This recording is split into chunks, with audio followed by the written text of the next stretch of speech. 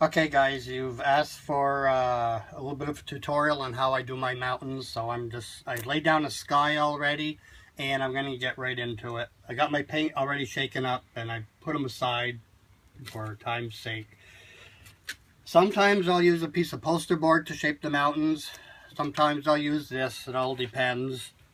But for the sake of speed, I'm going to use a foam brush. And I'm going to lay down a black base. I'll spray it off to the side here. I'll be doing this a few times because it takes quite a bit of paint. I think one of the most important things is the shape of the mountain to make it look right. I've made really terrible mountains in the past, but you want them kind of arced this way for a basic type mountain. Intentionally going over the cloud. Sometimes when you don't do that, everything looks like it's pasted on, like you cut it out. It's going to take a lot of black. These foam brushes absorb quite a bit.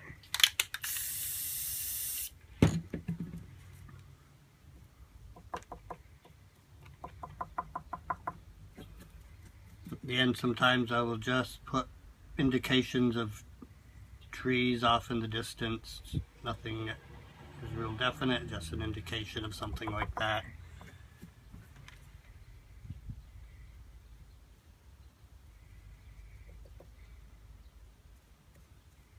And I'm only going to do mountains on this one. I'm not going to do a whole painting. I don't want to make you sit here through the whole thing.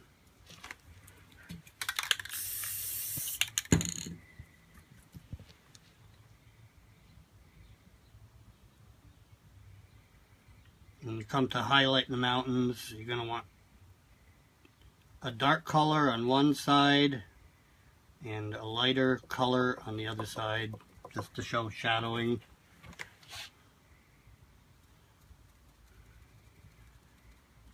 Really destroyed that cloud.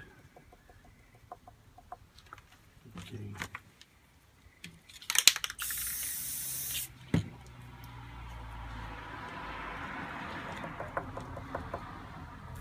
And it doesn't matter if those colors show through. In fact, I'm going to make them show through a little bit after, and I'll show you how I do that. You don't want it to look blocky. Make it look as natural as you can. There's little indications of trees on the edge here. Okay. I've put enough down, I can use a straight edge just to block it off so I can spray the rest down here to fill it in.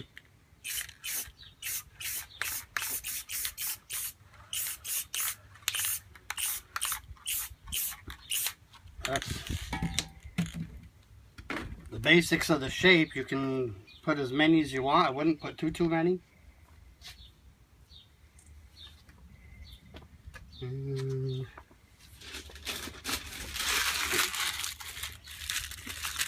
You got a little bit of color showing through, but I also like to take the glossy and just dab it in there and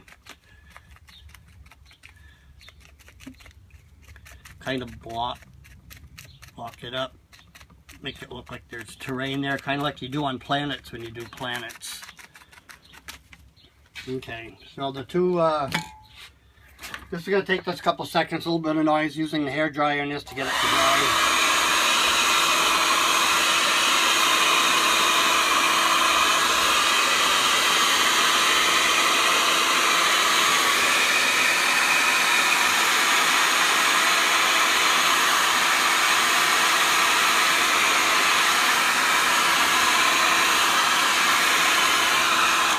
Okay, like I said, two colors, one for the dark side, one for the light side. I don't really show a light source here, but I'm going to make it come from the left. So I got a dark purple and a lighter purple. And I'm going to go with the lighter purple first and shade everything on that side. Put down a new piece of paper here.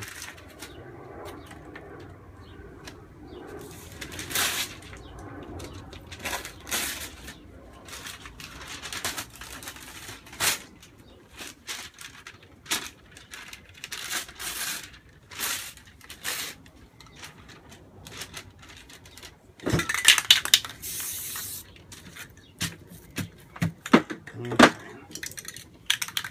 I have white out here too, just in case I want to white cap them after. I'll start with the light purple. And this is the knife that I used to highlight with. I know a lot of, see if I can find my other one here. A lot of people highlight with this one, and that's great. I've done it so long with this one, I find it a lot easier. I'm gonna get right to it here. You start at the top. You want more on the top, and as you come down, you want the paint to kind of break. You want that black to show through, so you'll just drag and drag.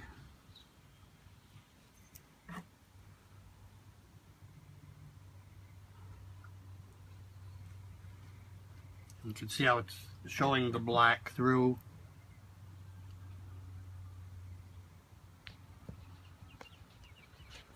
You keep dragging it, drag it down as far as you want. Just make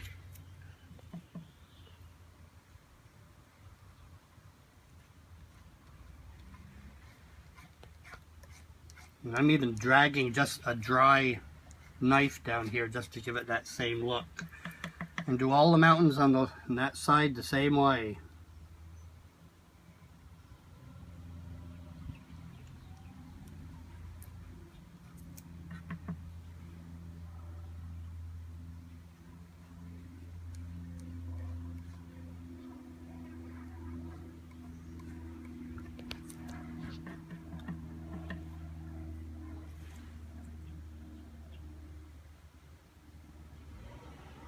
You notice I'm giving them like a ridge to follow. And this mountain comes down here, so that's stopping there. Very little highlighting to do on this one.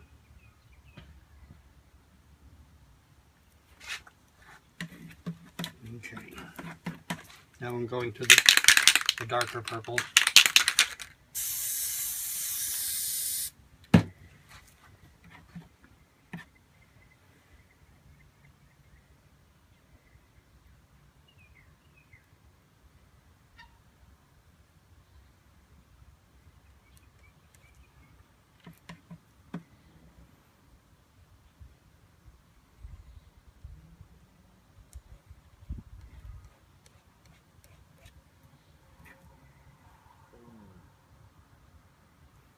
You're going to want to kind of drag it through to show the separation in the mountain there too.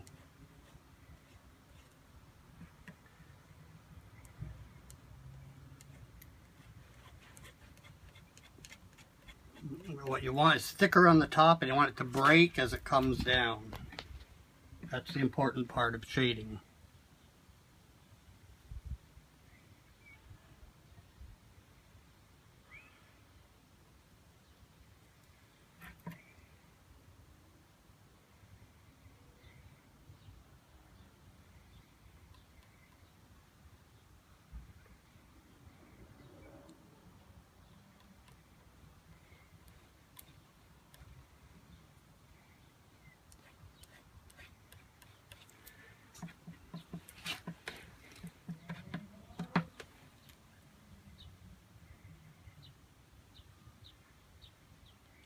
Okay, I think I'm going to snow cap them too.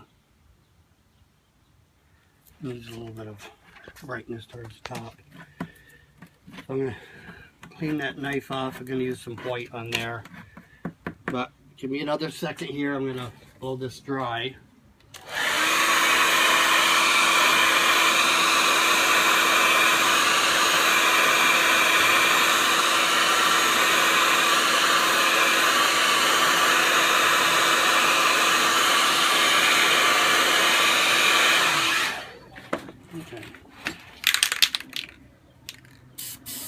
For a little bit of snow cap on here. Same way, start at the top and let it break as you go down.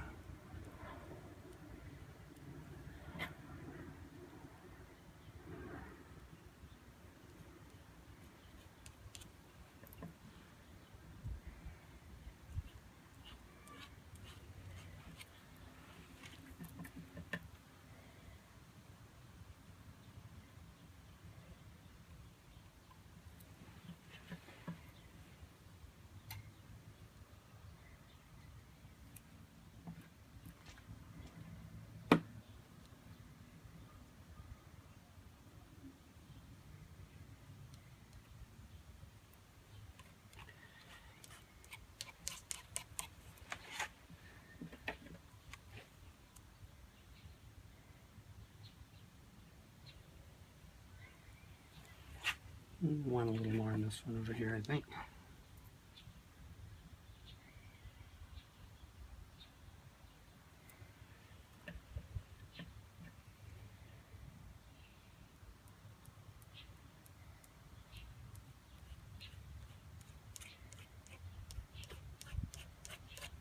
Okay, we're going to have some kind of terrain in here. I'm going to darken this up with some more black.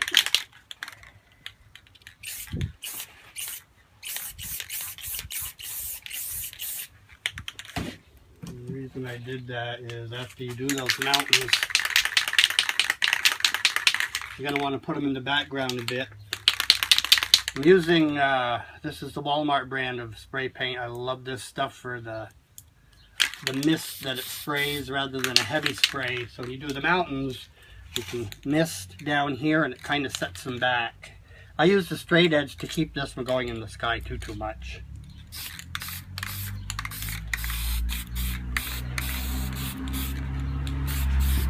Okay, so my mountains are misted there, but you know what? I really want to put one a little in the forefront here, a little lower mountain, just to give it more depth, a little 3D-ish. I'm just going to stick one in here.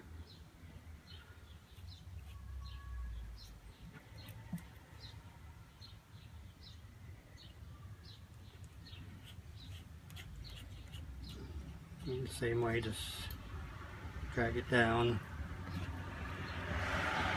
Light on one side, dark on the other.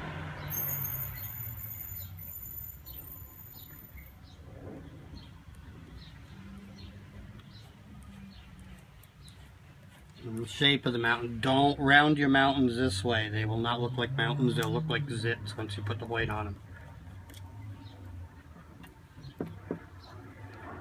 And snow cap this too.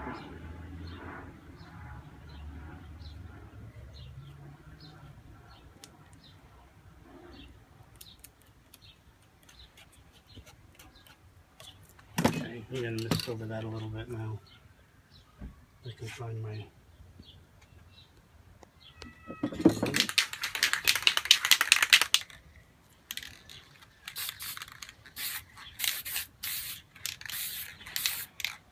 Okay, there it is. That's how I do my mountains, though. I don't usually do them that quick. When I paint by myself, I take my time, but that is it. This will be posted a little later on. I'm going to do another tutorial in a few minutes to do the water. And thanks for checking it out.